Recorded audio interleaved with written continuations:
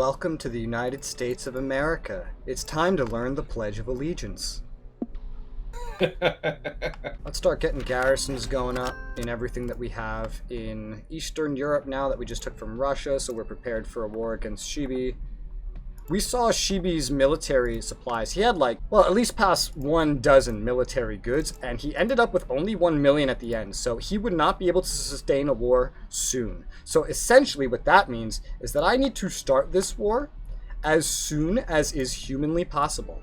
And I need to make sure Korea is as ready as is humanly possible. So I'm going to take pretty much still everyone in the Americas and start sending them to Korea. No other front is even remotely as important as this. India matters, yeah, but not that much. Shibi's garrisoning all these emplacements.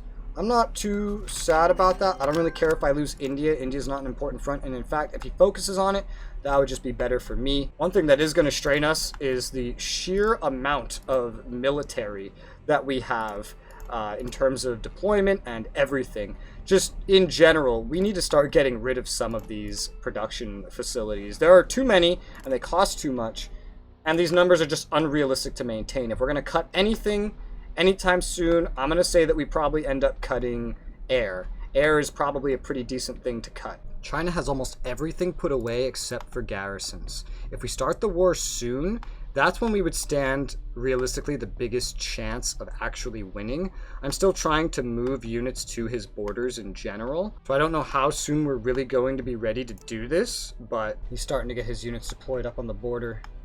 We're going to need a massive force to uproot them though.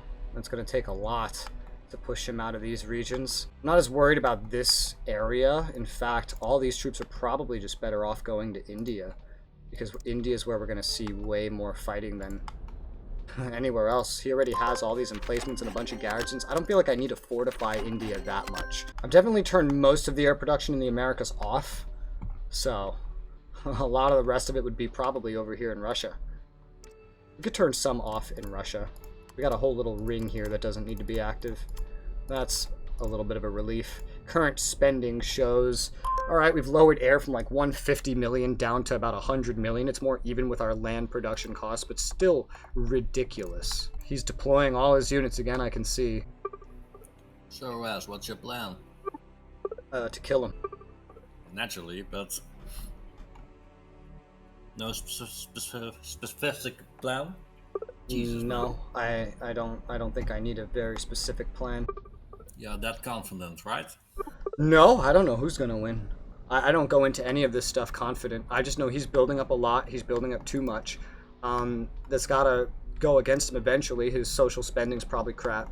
I saw him almost run out of military goods during that war. He went from about 20 million military goods down to about 1 million by the end of it. I know I can outproduce him in terms of supplies. The units are going to be a little weird. I know that.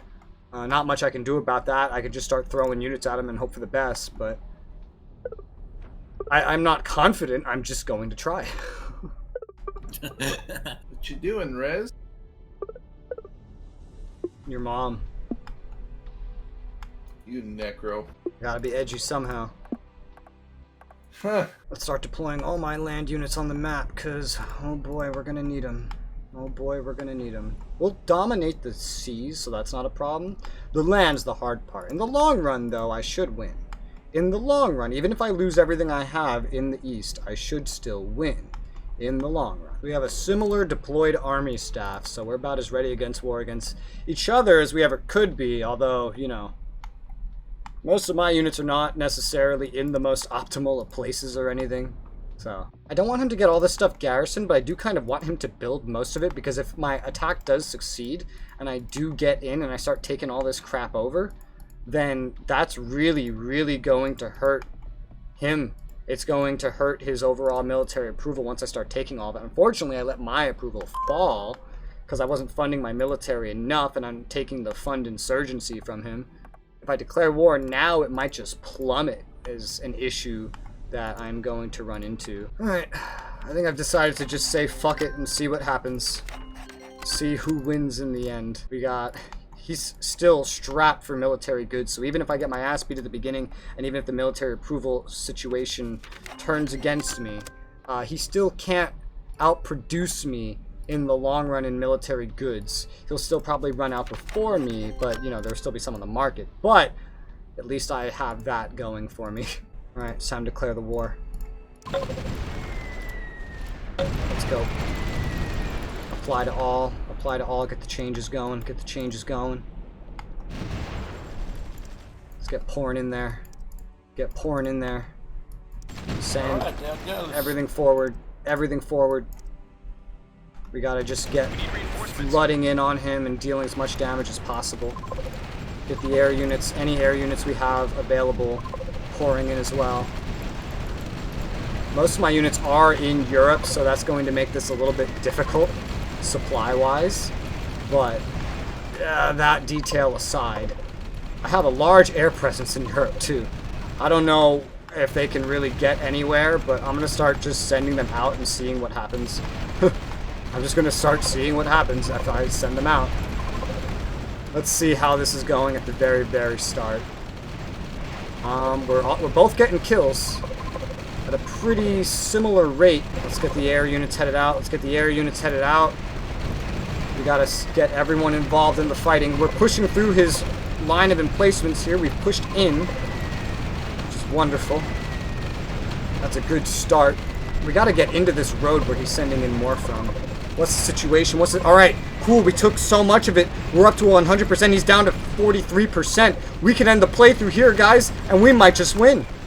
We might just win. We've already lost over 100 units. The fighting is so brutal on every front. But so long as we maintain more momentum than he does, we could fucking win, guys. Holy shit. Any air units I have over here at all, just start heading over to Korea. The Americas literally just don't matter anymore. Just get going. We didn't lose any treaties with anybody that I know of, which is good. Fighting is going to be really, really heavy here. We gotta get air units where the fighting's heaviest. Let's see. I have about 1,000 right now. He has 8,900 right now. I'm starting to lose some units kind of quickly, which is concerning, but hopefully we can keep up this momentum. We gotta get more units headed in and make sure everyone has everything they need. My military approval is still really high. His is still really low, 28%. Yeah, this bum rush may not be pretty. This bum rush may be difficult at times, but we're doing what we can. The more we kill and the more we take and the faster that we do all of this, the sooner that this ends. The Ottomans are helping me fight. That's good. He's pouring his units into Iraq. He might be trying to go around us. But any fucking help that we can have from our allies will be absolutely fantastic. If you take Vladivostok sooner rather than later, that would be good. Damn, I was hoping my encampments would have fucking had their garrison up before you actually attacked. In terms of military goods, we are burning through them.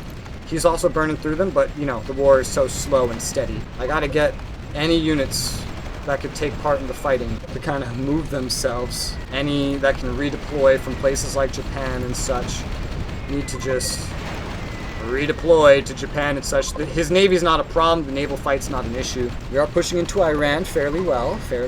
We are pushed up to Tehran, which is good. The more progress we make anywhere while we're holding him off in the east, the better. Most of our forces are in Europe, after all. Sweden broke their treaties with us. Brazil broke their treaties with us. I gotta fix as much of this as possible. We need as many mutual treaties as possible. In fact, I can honestly just start nuking him. Alright, let's nuke him. Oh, okay. Let's nuke him.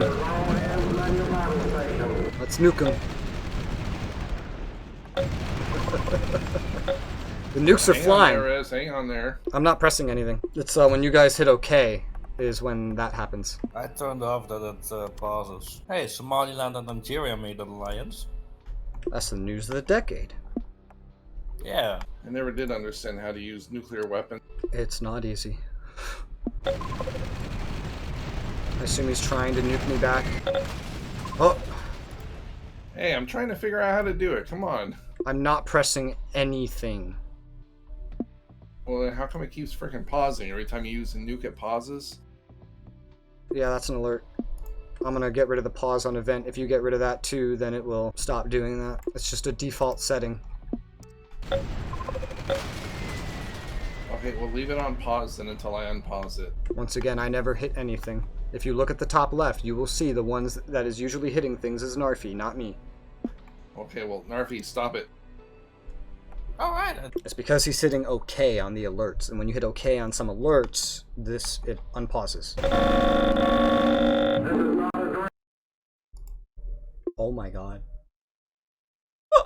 The game just broke. The game just broke. The game just broke. Are you still done, Russ? Well, apparently I just declared war on the whole goddamn world. You broke the game. You made so many You nuked alerts everyone. pop in. You made so many alerts pop in that it just crashed the game.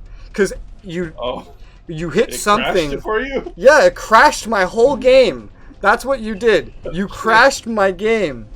Oh my god. Because whatever you did attempting to shoot your nukes, you shot nukes at the whole fucking world, so the whole fucking world just declared war on you and started shooting their nukes at you. Hello, it's Rez from the future with a different voice EQ, here to explain the 30-minute jump I'm about to do in the video. We're about to go from what you just saw to me and Narfi having a panel discussing how the war went, and I'm gonna tell you why. Basically, to compress the 30 minutes in between where we are, where we're going, Shibi essentially offered at this point to redo the entire war, rather than keep going from where we were, and he tried to add in a rule that, because he didn't understand how to use nukes, that I shouldn't be allowed to use nukes. I offered to teach him how to use nukes, but he wasn't interested. He just wanted me to not use nukes. Me and Narfi assumed that the reason he did this was because I had just nuked a barracks where he had stuffed almost all of his units in the Korean front that were healing this one barracks, and just lost a third of his military in a second. But honestly, we don't actually know if he noticed that at all. Anyway, having just invested 30 minutes of micromanagement into this war and an hour preparing for it directly, and spending vast amount of resources on getting my nukes together and spending time organizing them and getting them loaded and getting them ready to be used, I spent about 10 minutes just on the loading process. I really did not want to have to redo all of that and have myself limited by weird arbitrary rules that we didn't remotely agree upon at the start of the game. Especially because where we were in the war, there was only a few more minutes, maybe up to 10 minutes left in recording that war, because every front Shibi had was collapsing, but we'll discuss that in the panel. After I refused to restart the playthrough and insisted that we simply continue from where we were and keep it going, Shibi then claimed that if I refused to restart the war on his terms, then that meant that he won the playthrough and that I lost. Given that I was about to win the war, I just kind of laughed at that and didn't really respond to it. In his attempt to launch nukes, it's also worth noting that while he did suffer the consequences of nuking the entire world, because they all declared war on him because he hit a little checkbox that allowed him to target my allies in all my friendly regions, he didn't actually successfully launch a single nuke because he did not actually spend any time loading the nukes. Moreover, he spent time digesting the strategic targeting UI. So he had gotten the whole world to declare war on him, but he hadn't actually fired a single nuke and still didn't know how, and refused my offers to explain how it would work to him. He then called it quits for the day, left, and throughout the rest of the week tried to convince me that if I did not agree to restart the war on his terms, then that meant the viewers would not be happy, they would not receive a satisfying ending. He specifically said, think of the viewers. I ignored this because of course it's silly to create a problem and force your own solution. I assumed that eventually he would just kind of move on and realize it was just a game. There's no reason to restart it just because you make a blunder like this, especially at the end of the playthrough, you know, just call it quits and then move on to the next one, accept your actions. And by the following recording session, that is exactly what he did, and we ended up starting a new co-op playthrough, which will follow this. And yeah, but in the meantime, for the rest of this video, I hope you enjoy me and Narfi talking about the war and what happened in the war. We were going to try to involve Shibi in this, but he had completely logged off of everything for the rest of the day and didn't respond to either of us, so we couldn't actually get a message back from him before a few days had passed. Enjoy listening to me without this Mikey Q now. Okay, so now that Shibi nuked every single one of my allies and got every nuclear-capable nation in the world to nuke him back and then crashed the game and got a whole war's worth of stuff deleted, let's have a little panel, a little talk about what we saw happening in that war. Joining me for this panel is Narfi. I say we go from west to east. Let's start by looking at Iran, where on standby I had 1,000 deployed troops and way more coming. Like there was another 1,000 spread around that were in reserve. What did you see happening in this theater, Narfi? I saw that you were gaining a lot of territory. Like, China didn't stand a chance there because he didn't have any units there. He was really focusing on Korea and India. Yeah, were you paying attention to, like, the amount of troops he had? Because you could see into his territory. I couldn't. Yeah, he didn't set a lot of units there. He really focused on the, like you said, Korea and India and Thailand. Yeah, so my attack basically came down from the northwest. I pushed southeast towards Tehran and towards the coastline. I also had units that went into Iraq because I do have some land just outside of Iraq, part of Iran that I took during the war with Narfi here. And I was pushing in from three sides here. I had passed all the infrastructure. At the very end there, I had passed all the infrastructure in Iran and all the bulk of the military production and stuff that was in there. And I was getting into this Pakistan, Afghanistan region where he has weird rail lines set up with weird hubs of military production, which was originally one of his borders with you. You know, just to the west of this giant emplacement line. Yeah, he really likes those. Alright, so moving on to India. What did you see happening in India? Well, you said you were holding just the line, so it makes a lot more sense that you didn't push it. Yeah, in But he was India, really trying at it. generally, I was having my units hold the line, hoping that he would commit a lot of his forces over here to attacking me. So my goal was literally to just sit there, shoot at him, make him shoot back at me, because when we started this war, I had 26 million plus units of military goods. He had 1.63 million tons of military goods. Even less than I thought. Yeah, because so I just wanted to make him burn himself out while I held the line in India. I didn't want to push through India. That wasn't a goal of mine. My units in Iran, which there was thousands, that's where honestly half of my entire force for this operation pretty much was in Europe and coming through Iran and the little parts of Russia. But Russia wasn't really much of a battlefront because of the supply and the infrastructure.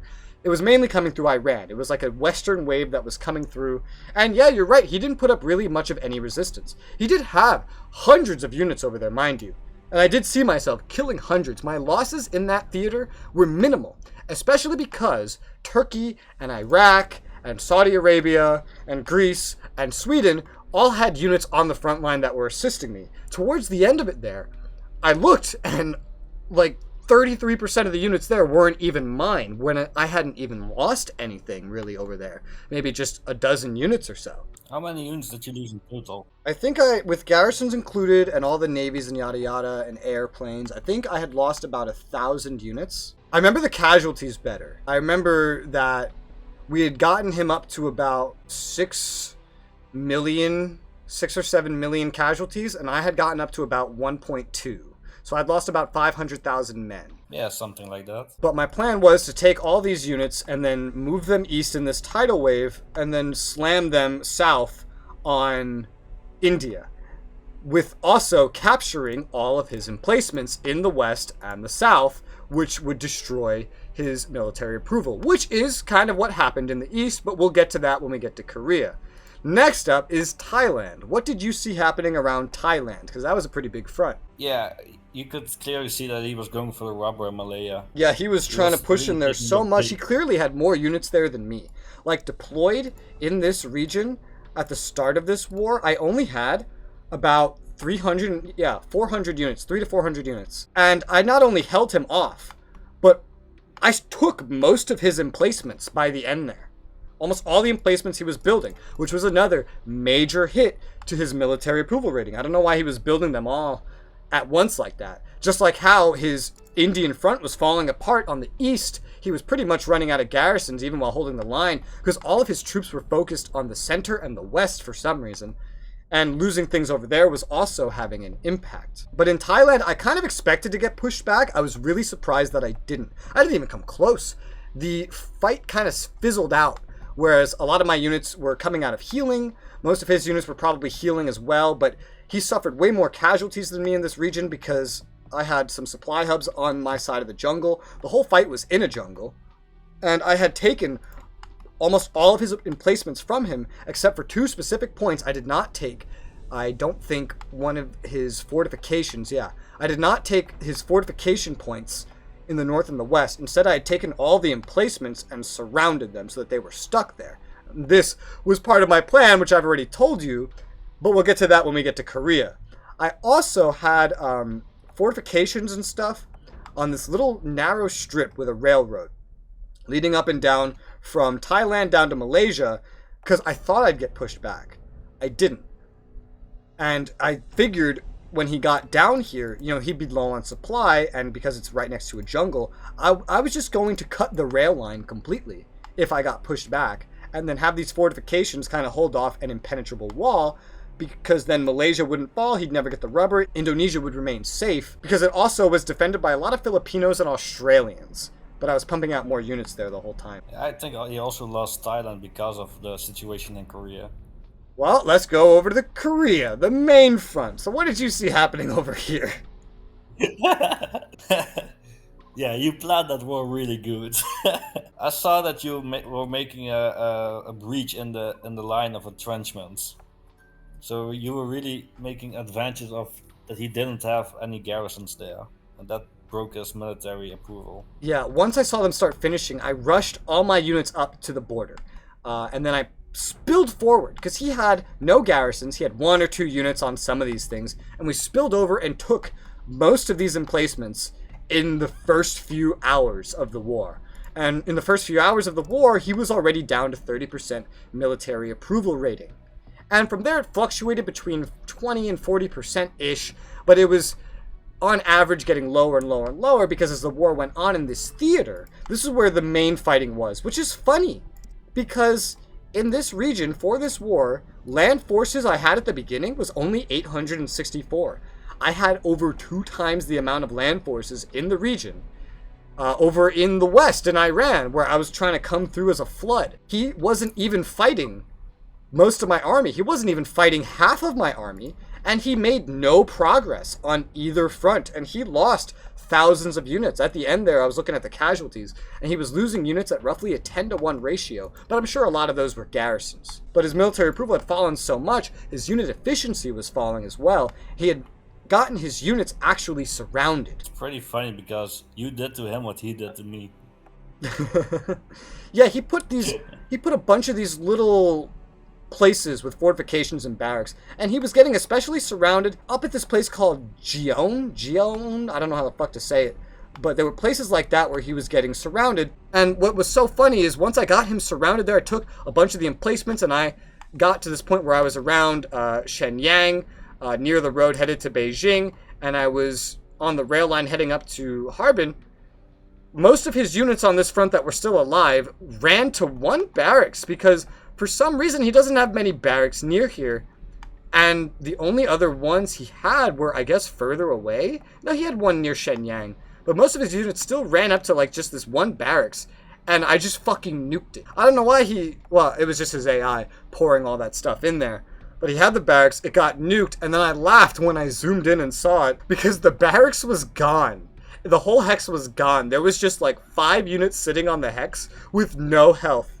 And just like that, that was at least, in the barracks alone, a huge chunk of his military that just got one-shot by a nuke, because they all dogpiled into 1 barracks. And it was losing those emplacements and stuff, really, that determined the course of the war. Because at the start here, I only had like 86% military approval due to a mistake I made. He had 100%. I was up to 100%, and he was down to 20% within the first few days. That's crazy. What was your mistake? I lowered military salary spending. I didn't expect his fund insurgency to have as much of an effect as it did. I just moved some money around after and then raised it back up just in case. It was repairing and I was tempted to repair, but I thought, he's building up. I can't wait because then he's going to get garrisons up. I have to attack the moment these emplacements finish so I get the detraction to his military approval rating. So I did that. I surrounded him over here by Korea. I nuked the barracks. He ran out. Then he decided to nuke me, but he didn't ask me how to use nukes. And then he tried using the nukes, and then he pressed the button to nuke all of my allies. And because he nuked all of my allies pressed the button to nuke him. Now that doesn't affect a whole lot, because most of my allies don't have nukes. But it does get him at war pretty much with all of my allies. We're completely at war with him now. Meaning, all of their units that weren't already involved in my western push would have started moving into the western push. So I was about to get a big dose of reinforcements. And the countries that were actually nuclear capable, like the UK and France and stuff, that had caught up to us in research, were sending their nukes to him. So not only did he have hundreds of my nukes that he had to deal with, he had even more nukes incoming. And he had made enemies with pretty much the rest of the world. I had made sure to ally as many countries as possible. I allied 34 countries, including Brazil, France, all of NATO, got a bunch of African ones as well, Ethiopia, all of them. And he just declared war on all of them. He just declared war on the entire world, got nuked by the entire world, got the entire world to attack him, while his Korean front was completely collapsing. His Indian front was surprisingly collapsing, even though I was just trying to hold my own. Iran had completely fallen, and there was 2,000 units marching east that would have collapsed the rest of what he had in India, and then pushing in to southern China, and his giant dogpile of units in Thailand. And they wouldn't even have needed to make it up to Beijing, because the Korean front was just figured out by itself. Oh yeah, I forgot to mention how I did the thing where there's a bunch of these Russian units up in the northeast, and I connected them through Vladivostok and got all the Russian units involved in the war because I got so many of the leftover Russian units that weren't scrapped. Yeah, no thanks for that. Thank you, Narfi. Your Russian units... I won your war. No, you did not win the war. You didn't have that many units. But thankfully, you were making a bunch of units that I would have made too, like the IOF-2s. I was like, damn, cool. Yeah, these are like my tier units. I could use these. And they came in handy. Once I connected them, that's how I started to spill east over to Harbin. I had another almost 1,000 units that were in America that had deployed, because I hit deploy all during the war, and I sent them all to Korea. And the hilarious thing is, the game crashed as they started landing. But yeah, that's pretty much how the war went. But it was fun. Oh, it was loads of fun. The Russian war, even this war was loads of fun.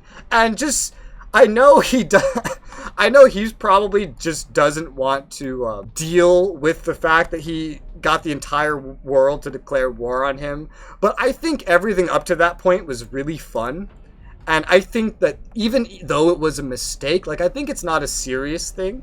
I don't think Shibi's the kind of guy to take things seriously anyway. He's just not here right now. But I think he could agree that that was fucking hilarious. Even though it was a mistake, I think he would agree that it was fucking hilarious. So, and Shibi was really keen to make me fight for it though. I wouldn't doubt that he would have fought to the last city this time. Just like you said. Because he has a problem with how he's just surrendered at first when he couldn't figure out how to run his country anymore, which is a logical point to surrender. And at second, after I took Moscow and all of his infrastructure and production, which is a logical point to surrender. But yeah, fun fucking playthrough. I loved it. I hope we get to do many more of these. The next one probably won't be Cold War though. It'll probably be World War II, World War I. I don't know. Yeah, we will see. We will see. That will be fun too. Oh yes, the shenanigans, the scheming. I can't wait until I'm playing China and you're playing the US and Shibi is Russia. That will be one of the first time I will play as the US then.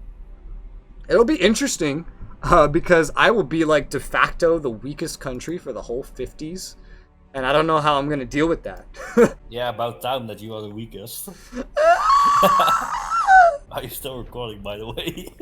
Yeah, I'm not gonna use all the footage. I just have it recording. What's a good outro? I don't know. You're the expert. Just a generic, but that's it for dying on food. That's good accent. I'm dying on food. I'm dying on food. Fucking cue outro. Bye, everybody.